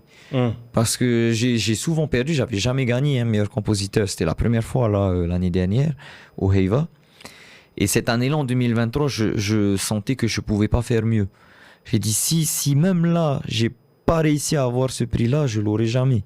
Okay. Parce que j'ai fait le max de ce que je pouvais. Et à côté, cette année-là, il y avait moins de concurrence que les autres années. Donc je pensais que c'était vraiment cette année-là ou jamais. Et je l'ai pas eu. Du coup, j'ai senti une forme d'injustice. Aujourd'hui, j'y pense plus, hein. Mais sur le coup, j'ai senti une forme d'injustice, pas de jalousie, encore une fois. Et surtout de comment dire, de doute. J'ai douté, j'ai dit, ça y est, je l'aurai jamais. Parce que je peux pas faire mieux. Je peux pas faire mieux que ce que j'ai fait là. C'est impossible. 2024 est arrivé, je me suis cassé la main. Donc pire, j'ai encore plus douté. Le Heiva là, il est passé complètement... C'est la première fois que je faisais le Heiva sans taper. J'ai juste fait choriste. Ça m'était jamais arrivé. Du coup, j'ai encore plus douté dans ma tête. Est-ce que je vais retrouver la mobilité de ma main?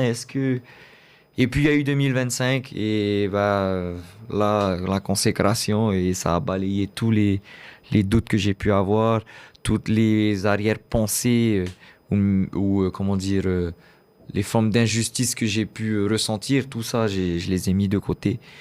Parce que 2025, j'ai peut-être fait mieux que 2023 avec Watahatea, Paunono et cette fois le travail était récompensé et du coup voilà, c'est comme je dis, tu vois, c'est aussi les doutes qui m'ont fait qui m'ont fait, comment dire, me remettre droit sur le bon chemin, quoi.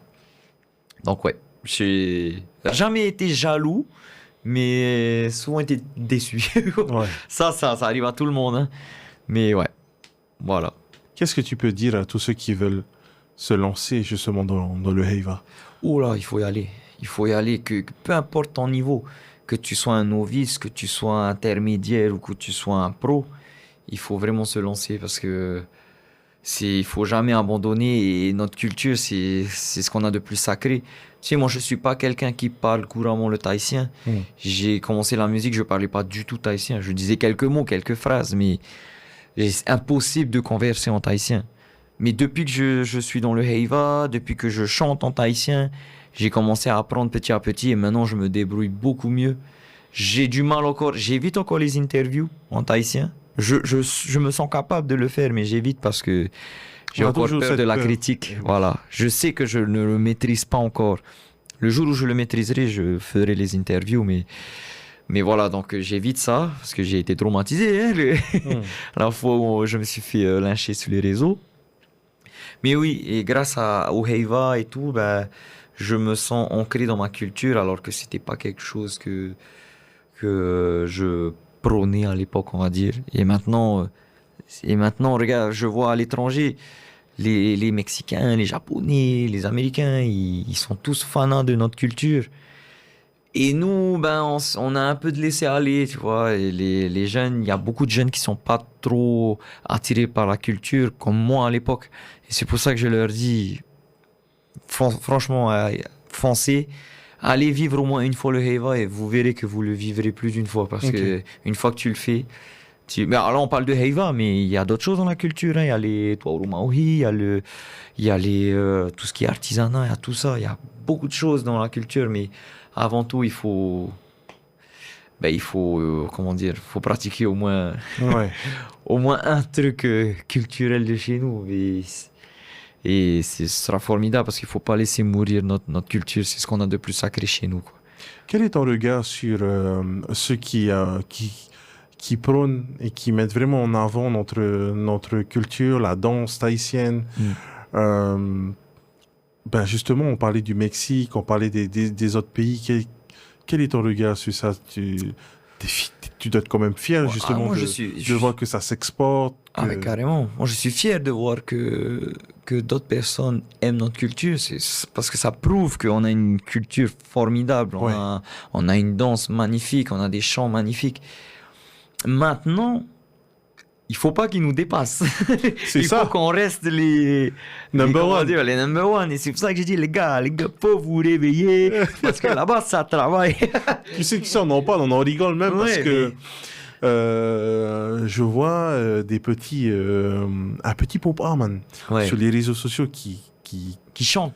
Je crois que j'ai ouais, vu. mais même qui pauti, Oui, oui, oui, oui, oui. qui danse carrément bien. Je crois que j'ai vu. Ouais. Il y en a, tu vois, il y a des bons commentaires et moi je me dis, les jeunes de nos jours, c'est eux l'avenir, tu vois. Mais c'est ça. Et un jour, je te jure, mon frère, un jour, je pense qu'on va tous être accueillis par les pop art. Ouais, Parce ouais. qu'il y en a, mon frère, qu'est-ce qui joue bien au ukulélé, Oui, oui, mais qu'est-ce carrément. qui chante bien, qui prononce bien. Oui, carrément. Et moi, je me dis, ouais, c'est important, justement. Ouais, Joe.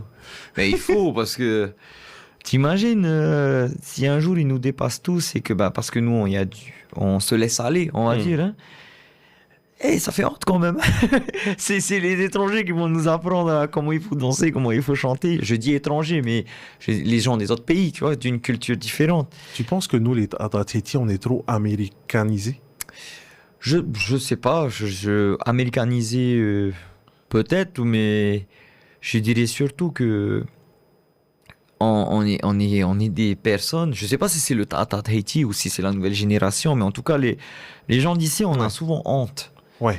On a On honte. n'ose pas. Ça fait honte de danser, ça fait honte de pauti. Hey, non, je sais pas, mais pauti, ça fait honte, machin. On n'ose pas. Sauf que, il y en a qui osent à l'étranger et qui commencent vraiment à être bons et même très bons.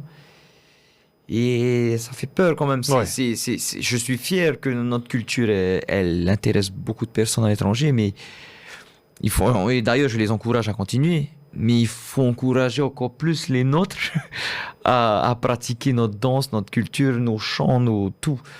Il faut vraiment le faire. D'ailleurs, moi, je me donne pour objectif de faire un jour les Pupu Jiménez. Tu vois, ça, Ok. je l'ai jamais fait.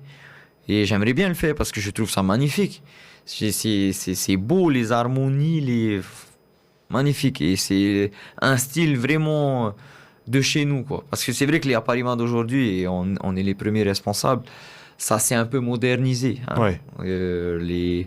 On s'inspire aussi de la musique d'ailleurs, mais on a toujours notre truc de chez nous. Hmm. Mais par contre, les Pupu Jiménez, ça reste vraiment traditionnel et comment dire, pur. Je sais pas comment expliquer, mais c'est un truc qu'il faut il faut Ça que je serait un fasse, nouveau ouais. challenge pour toi. Un nouveau challenge. Il faut juste que je trouve le temps parce que ben, je fais le Heiva quasiment tous les ans. Ouais. Du coup, allier les 2 répétitions plus mes animations, ça va être compliqué. Mais oui, il faut que je le fasse au moins une fois, quoi.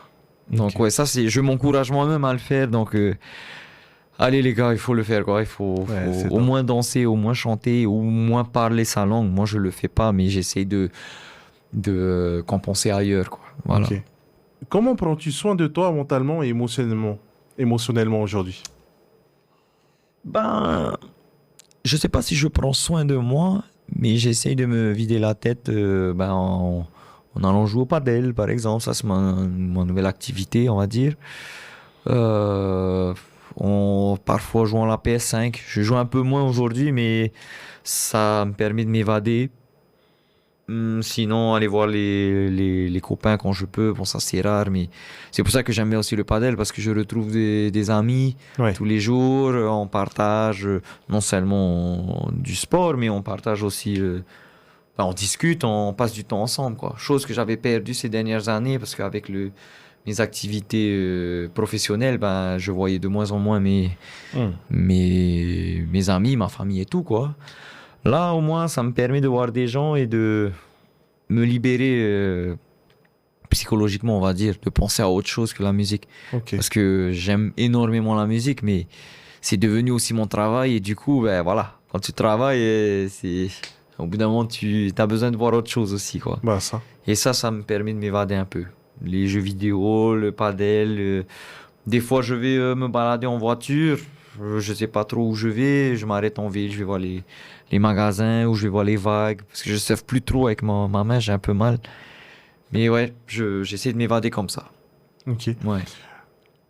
Quand est-ce que ça t'est venu l'envie de jouer du padel? Alors, ça s'est fait tout bêtement, hein. Bon, déjà, j'aimais beaucoup le tennis quand j'étais petit. Ok. Je pratiquais pas forcément beaucoup, hein. J'étais un joueur de tennis du dimanche, on va dire, avec mon papa ou avec des copains vite fait. Ensuite au lycée, j'aimais bien jouer au ping-pong et un jour, c'est ma madame qui m'a dit que le comité Miss Tahiti organisait une petite journée tranquille pour le comité et Ouais. les Miss. Sauf que ce jour-là, je crois que Hina Opoko et d'autres Miss ne pouvaient pas venir. Ah. Du coup, ben, les filles du comité, parce que ma madame fait partie du comité Oui, Miss Tahiti, oui, oui. ben, elles ont invité leur conjoint. Ok. Donc, pour remplacer les deux Miss, il y avait moi et un autre conjoint d'une autre femme du comité. Donc, on a testé et j'ai tout de suite kiffé, quoi, parce que ça me rappelait l'époque où je jouais au tennis, ça me rappelait les petites parties ping-pong au lycée. Et surtout, c'est convivial, tu joues à 4. Donc, voilà, vous êtes 4 à jouer, vous échangez des balles. Ça, c'était au début, hein, c'était vraiment loisir. Maintenant, c'est vraiment devenu genre, Vibe. voilà, je veux gagner, quoi. mais, mais ensuite, voilà, j'ai croisé d'autres copains ce jour-là où je suis venu avec madame. J'ai croisé d'autres copains qui, eux, étaient déjà dedans et ils m'ont réinvité un autre jour à aller jouer avec eux. Et ce jour-là, ben, j'ai complètement accroché, quoi. Du coup, Ok. j'ai pris un abonnement et là, ça fait 4-5 mois que je suis dedans et j'y suis tous les jours, quoi. Les seuls jours où j'y vais pas, c'est parce que vraiment je peux pas, je travaille ou que je suis malade ou je sais pas. Mais sinon, tous les jours j'y vais. C'est addictif, hein. C'est addictif. Tu vas tester, tu vas aimer. Je vais pas C'est dire. pour ça. C'est pour ça que je teste pas. Non, mais on en rigole, mais c'est vrai. Moi, j'ai vu justement ce sport grimper à une Ah vitesse hallucinante Et c'est mondial, hein. C'est pas que c'est ici, hein. clair. C'est dans le monde, c'est en train de. monter à une vitesse hallucinante. Bah ça. Ouais. Tu sais, tout à l'heure, on parlait de tes projets, hein, et je voulais savoir sur quel projet, enfin, quel est le projet que tu as envie de mettre en place et de concrétiser, quoi. Ben, déjà, j'aimerais beaucoup faire une petite tournée en France. Ça fait partie de mes projets, on va dire, qui devraient se faire bientôt, Ok. le plus tôt. Mais avec mon Ben, hein, je précise, Oui, parce oui. que c'est pour ça qu'il y en a plein qui me disent, mais tu es souvent demandé en France, pourquoi t'es pas encore parti? C'est parce que les billets d'avion sont assez chers pour aller en France. Ouais. Et faire partir tout le groupe, ça a un coût. Et moi, je veux vraiment partir avec mon Ben pour montrer en France qu'est-ce qu'on fait vraiment ici avec mon Ben et moi, quoi. Si je vais tout seul, c'est différent. Oui. Voilà, c'est pas la même ambiance, pas le même impact. Et j'ai vraiment envie de partager avec nos amis français ce qu'on fait ici Ouais. avec mon Ben, quoi. Après, mon objectif, enfin, mon rêve de gosse aurait été de faire The Voice, parce que je te disais que j'étais Ouais. fan de Teiva LC. Et quand je l'ai vu faire The Voice, Ça a été la fierté de tout le monde, hein, je mais pense. carrément, j'ai crié comme si la France avait gagné Ouais, ben oui. en finale de Coupe du Monde, tu vois. Et ouais, ça m'a mis des étoiles dans les yeux et ça m'a vraiment fait rêver. Jusqu'à aujourd'hui, j'en rêve encore. Mais c'est compliqué parce que j'en ai beaucoup parlé avec lui parce que maintenant on est très proches, hein, Théo Ouais. et moi. Il m'a expliqué que lui, il s'est pas inscrit à The Voice, il a été repéré par une vidéo lambda qui traînait sur YouTube où il a été filmé avec une qualité médiocre, où il chantait l'hymne à l'amour. Et ben les Il a été repéré, quoi. voilà, les chercheurs de The Voice, sont tombés sur cette Incroyable, hein. vidéo. Et tu vois, à l'époque, l'homme, tu vois, tahitien, tatoué, chante l'hymne à l'amour en tahitien, ça fait rêver, tu vois. C'était un gros challenge de Voilà. sa part. Voilà. Parce qu'il a chanté l'hymne à l'amour, comme on connaît, mais aussi il l'a chanté en tahitien. C'est ça. Et donc C'est ça a été une fierté pour tout Ouais. le monde, quoi.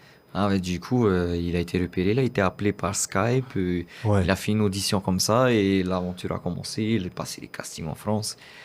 Moi, j'ai déjà envoyé tu sais, j'ai fait comme tout le monde, hein. J'ai été sur Google, j'ai tapé casting de Voice. Et on te dit, envoie une vidéo d'1 minute. Ouais. J'ai envoyé, mais tu sais, c'est comme les CV. Les patrons, ils reçoivent des centaines de CV. Ils vont pas forcément tous les lire parce qu'il y en a plein. Donc, je pense que mes vidéos, elles sont passées aussi. Ils les ont peut-être jamais vues, tu vois. Donc, ben, il faut se faire repérer. Et difficile de se faire repérer C'est vrai, aujourd'hui. c'est Hein. dur, hein. Surtout qu'il y a de plus en plus de talents, Ouais. des jeunes qui émergent. Moi, j'avais ce rêve quand j'avais 18 ans, 20 ans, 21 ans. Là, je vais avoir 30 ans. Je sais pas si je... Ah non, je suis encore jeune, mais bon, voilà, il y a des nouveaux qui arrivent et qui sont encore plus talentueux. Donc, Ouais. peut-être que le rêve s'éloigne, mais je continue de rêver de ça. Et j'espère qu'un jour, je pourrai participer à The Voice. Ben, on Que te souhaite. je perde ou que je gagne. Hein. Je veux Au juste... moins, t'as participé, Voilà, j'ai quoi, hein. participé. Sinon, je vais avoir ça dans ma tête toute ma vie, ce goût d'inachevé, tu vois. Je ne saurais jamais si j'avais les capacités ou pas de le faire. Au moins là, je serais fixé. Si je perds, ça veut dire que j'avais pas le niveau. Ben, ça. Rentre dans la maison. Et si je gagne, ben tant mieux. Enfin, si je gagne, si je passe les castings, quoi. Tu sais, j'ai vu une vidéo de toi il n'y a pas très longtemps où tu parlais de l'IA. Oui. Et je voulais savoir un peu ton avis sur ça. Ben écoute, Il y a quand même des dingueries, tu sais, mon frère, il y a quand même des dingueries où on écoutait des musiques qui datent de très longtemps et qui ont été remis au goût du jour avec un certain style. mhm. Mais comment toi tu prends les personnes qui ont mis des musiques, des compositions et qui ont fait passer par l'IA? Alors, en toute honnêteté, au début, je ne le prenais pas mal. Parce que pour moi, si on reprend une de tes chansons, Ouais. que ce soit en cover ou en remix DJ ou peu importe, c'est que ta chanson elle plaît. Maintenant, il y en a qui se font du business avec ça. Même des chansons qui sont pas encore sorties, ils vont écrire les paroles, je sais pas comment ils font, mais sur l'IA là, ils prennent une vidéo où on t'entend chanter la chanson que tu n'as pas encore sortie, ils envoient la vidéo et disent est-ce que tu peux me faire ça en, je sais pas, en reggae ou en bonne qualité et tout. ça sort et ils mettent sur YouTube. Ils font des milliers de vues et tout avec. Et du coup, ils gagnent de l'argent, certains. Pas tous, hein, mais certains font du business avec le travail des autres, en vrai. Ils prennent des chansons de Pierre, Paul, Jacques, ils mettent sur l'IA leur crée une dinguerie en 1 minute. Ils postent sur YouTube, ils font des milliers de vues et ils gagnent des sous. Est-ce que ça te fait peur? Ça, oui. Ah, beaucoup, hein. Parce que comment dire? C'est arrivé d'abord avec les images photos, tu vois. Maintenant, les affiches, il Ouais. y en a qui font des affiches professionnelles avec des l'IA, tu vois. Genre, j'ai vu comment dire? Il y en a qui vendent leurs vêtements, c'est des personnages IA dessus. Il y en a qui font leur promotion de concert avec. Parce qu'il faut savoir que c'est un travail aussi, ça, de faire les affiches et Et tout, oui. tu vois.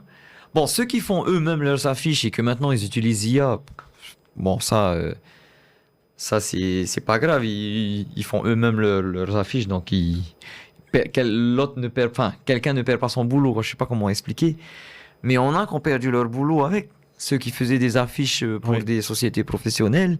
Ben maintenant, ces sociétés-là ne font plus appel à eux parce qu'ils ils font appel à l'IA, tu vois. Ouais. La chanson, c'est pareil. Bientôt, on n'aura plus besoin des compositeurs, des chanteurs, des auteurs parce que c'est l'IA qui fait tout, quoi. Donc oui, c'est quand même flippant, hein. Donc j'étais pas quelqu'un qui crachait dessus l'IA, mais je commence à me méfier de plus en plus et je trouve ça. Enfin, je parle aux personnes qui gagnent de l'argent dessus. Les artistes. Voilà. C'est pas gentil pour les artistes, quoi. Ouais, Pour ne pas être j'avoue. trop méchant, mais faut penser, c'est un travail aussi, ça. Et quand je dis les artistes, c'est pas que les musiciens et les chanteurs, hein. Les auteurs, les peintres, ou je sais pas, les infographistes, tout ça. Enfin, il y en a qui vont perdre leur boulot et bon. Et voilà, quoi. Donc, je suis pas un grand fan de l'IA. Même si, t'as eu la vidéo, la story que j'ai Oui. mis. J'aime beaucoup la version de Papa Outé Stromae qui a été refait là, qui a cartonné à l'étranger. Mais bon, Ouais. c'est flippant. Ouais. Est-ce que, en tant qu'artiste, tu as déjà pensé, et c'est une question sincère, est-ce que tu as déjà pensé à arrêter la musique? Oh oui, plus d'une fois, hein. Ah ouais? La première fois, c'était ce que je disais tout à l'heure, quand j'ai reçu les critiques sur ma reprise de Ahiri. Complètement, tu as failli Ah complètement oui, arrêter. j'étais à 2 doigts d'arrêter. Je disais à ma mère, j'ai plus envie. Elle a dit quoi, maman? Elle a Faut savoir trouvé que les mots? ma maman, elle a un tempérament, elle est très elle part au quart de tour, quoi. Ok. Elle a commencé à répondre aussi sur les réseaux. Bon, après, elle a arrêté, mais elle voulait aller débattre, elle voulait aller en découte, tu C'est vois. normal. Mais moi, parce qu'elle voyait comment j'étais affecté, elle me voyait pleurer et tout, et ça l'avait blessé. Enfin, autant que moi, même si ce n'est pas plus. Et je lui ai dit, je vais arrêter. Regarde, ils sont méchants avec moi. Moi, j'essaie de donner du plaisir aux gens et c'est ça le retour que j'ai. Ouais. Ouais, j'étais pas bien pendant plusieurs jours, plusieurs semaines.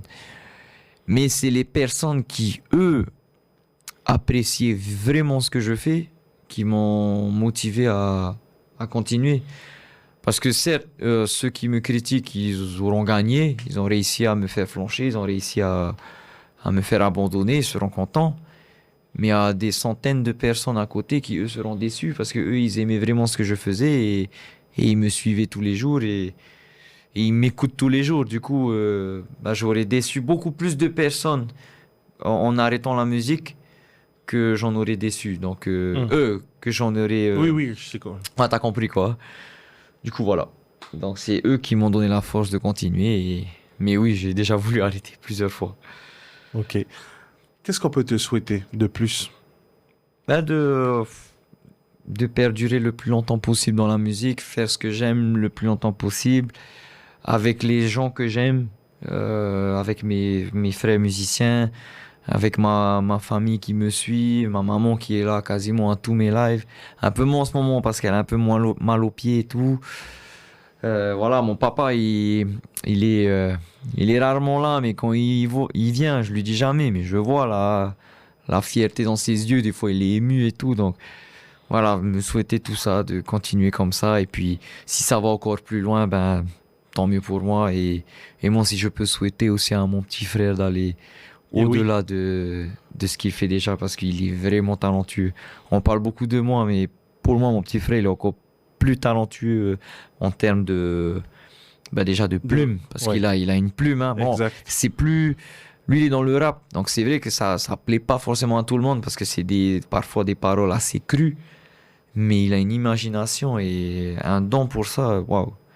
Et il a déjà été repéré par des artistes en France. Hein. Je sais pas si tu Incroyable. connais Bigarenx. Oui, carrément. Et lui, il a déjà donné son Repéré contact, Only échangé avec lui. Il a repris une chanson à mon petit frère. Tu vois, il a fait pas un mix, mais un genre de duo, tu vois. Excellent. Donc, ça prouve qu'il a du potentiel. Mais le rap à Tahiti, c'est dur de percer dedans. Eh oui, je sais ce que Donc, c'est. je lui souhaite vraiment de percer à l'étranger. Et je sais qu'il en est C'est ce qu'on lui capable. souhaite. C'est ce qu'on Voilà. te souhaite. Donc, je lui souhaite même plus à lui qu'à moi Waouh. de réussir. Parce que moi, j'ai quand même vécu pas mal de bonnes choses ici dans la musique. Et lui, je veux pas dire pas encore, mais il a pas encore vécu ce qu'il mérite de vivre. Ouais. Donc, je lui souhaite ça en tout cas. Si t'avais toi d'avant qui était avec toi, qu'est-ce que tu lui dirais aujourd'hui? Moi, je veux pas dire le gros mot, mais on peut pas dire les gros mots, hein. On peut pas. On peut pas. Je vais biper là-haut. J'ai écrit que t'allais dire on peut. On peut pas. Ok, on peut pas. Mais je vais lui dire. Mais en aralo. On peut pas dire le gros mot, quoi. Bouge-toi les fesses. Enfin, non, allez, coupez, on va pas dire ça. Non, je lui dirais. Bro, déjà, il faut se bouger les fesses, hein, parce que moi, je suis un gros feignant aussi.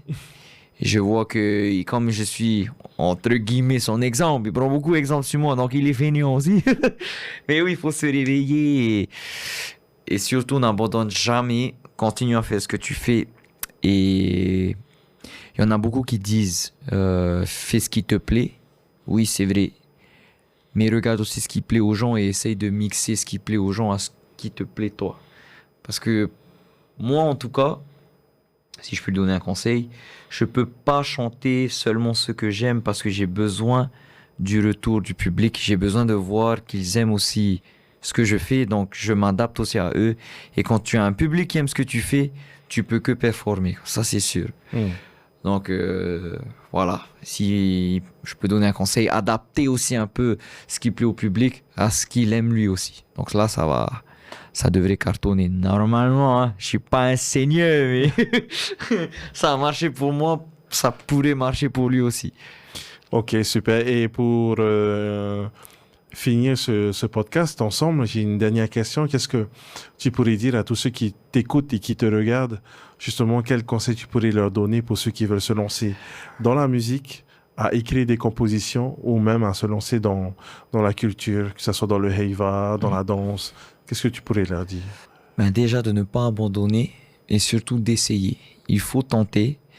Si, comment dire, parce que si tu n'essayes pas, tu ne pourras pas savoir si tu auras ce goût d'inachevé, mais et si j'avais fait ça, peut-être que. Ouais, de regret, quoi. Voilà, exactement. Tu risques de regretter et d'avoir ce si qui va rester dans ta tête. Donc, essaye. Si ça passe pas, c'est pas grave, tu auras essayé, tu pourras passer à autre chose. Mais si ça passe, ce sera tout bénéfique pour toi et surtout n'abandonne jamais. Continue, et crois en tes rêves et Ne lâche rien. Voilà, lâche rien. Le destin fait bien les choses. Ah, magnifique. En tous les cas, mon frère, j'étais carrément content de te recevoir mon dans ce podcast. Merci pour ton temps, merci pour ces échanges parce que c'est vrai que quand on écoute des interviews, on a que 15-20 minutes. Ouais. Et là, je suis content parce que à moi et à ceux qui vont nous regarder et écouter, tu nous permets en fait de mieux te connaître. Oui, carrément. Et donc, je te remercie pour ça et je te remercie pour ton temps. Voilà. Merci à toi, mon frère. Merci, mon frère. Merci de m'avoir invité. Et là, on va aller manger, là. On va aller manger. On va aller manger les midi passé. Donc voilà, les amis, c'était Nohorei Temayana. Un grand merci à notre partenaire qui est la boutique Aloha Tahiti et Nice People, qui m'habille pour chaque émission. Retrouvez cette émission d'ailleurs sur les réseaux sociaux et n'hésitez pas à nous laisser un petit commentaire, ça fait toujours plaisir. Je tiens à remercier personnellement l'équipe de production, le Réal, sans qui je ne pourrais pas faire ces émissions. Et quant à nous, on se retrouve dans un prochain épisode dans EM Podcast.